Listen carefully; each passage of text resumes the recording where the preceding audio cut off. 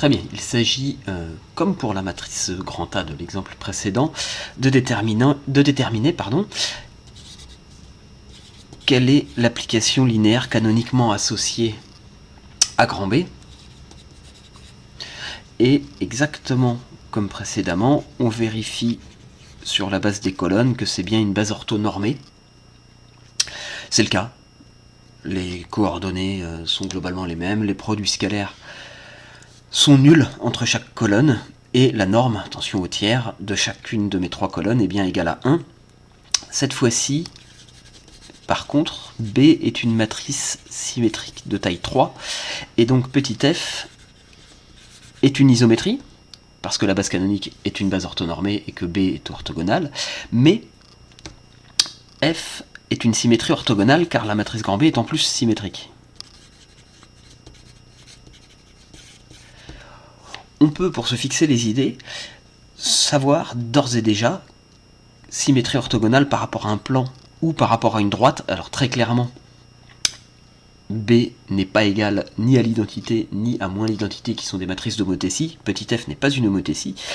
Par contre, en calculant la trace de petit f, qui est aussi la trace de n'importe laquelle de ces matrices, en particulier la trace de B, ici on trouve 1, ça veut dire que la matrice réduite de petit f, une fois diagonalisée, possède 2 1 sur la diagonale et un seul moins 1. Petit f est donc une réflexion, une symétrie orthogonale par rapport à un plan. On observe un plan de point fixe, et il y a une droite qui est changée à son opposé. F est une réflexion, donc. On va déterminer l'ensemble de points fixes qui est de dimension 2. Ça va être très rapide, parce que qui dit dimension 2 pour un ensemble de points fixes, dit que je vais poser 2 paramètres dans mon système. On résout. Pour grand X, une colonne dans R3,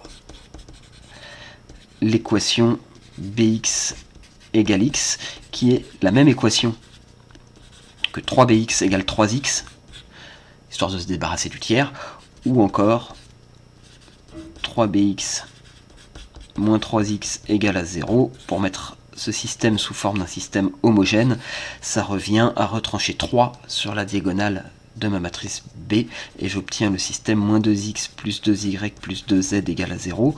La deuxième équation, 2x, je retranche 3y, donc moins 2y moins 2z égale à 0. On voit que ces deux équations sont bien opposées, et 2x moins 2y, j'ai juste recopié, j'ai retranché 3, donc moins 2z égale à 0. Comme prédit par la théorie, toutes ces équations sont proportionnelle, et l'équation du plan de réflexion est donc x moins y moins z égale à 0, qui est le plan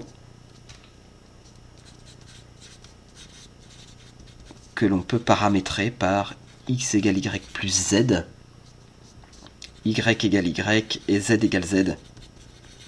Ce qui donne d'ailleurs une représentation paramétrique de ce plan, les deux paramètres étant y et z des réels quelconques. Et donc, je peux en déduire que f est la réflexion par rapport au plan engendré par ces deux vecteurs, facteur de y qui est 1, 1, 0 et facteur de z qui est 1, 0, 1. Remarquez que la base trouvée n'est pas une base orthogonale et encore moins orthonormale. On pourrait tout à fait appliquer le procédé de Gram-Schmidt pour obtenir une base orthonormale de ce plan, par exemple.